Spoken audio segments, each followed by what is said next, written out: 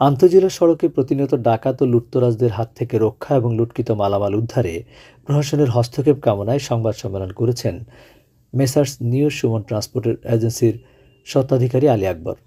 আজ বিকালে চট্টগ্রাম মেট্রোপলিটন সাংবাদিক ইউনিয়ন হলে আয়োজিত সম্মেলনে উপস্থিত ছিলেন আন্তজেলা মালামাল পরিবহন সংস্থা ট্রাক ও কাভার্ড ভ্যান মালিক সমিতির সাধারণ সম্পাদক চৌধুরী জাফর আহমদ, বাংলাদেশ সড়ক মহাসড়ক পরিবহন শ্রমিক ফেডারেশনের জেনারেল সেক্রেটারি ওয়াজিউল্লাহ।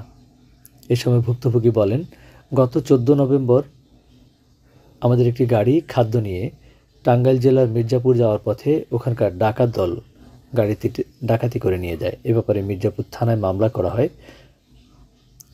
ক্ষুদ্র ব্যবসায়ীরা এত বড় ক্ষতি বহন করতে গেলে পরিবার নিয়ে পথে বসতে হবে বলে জানান তিনি।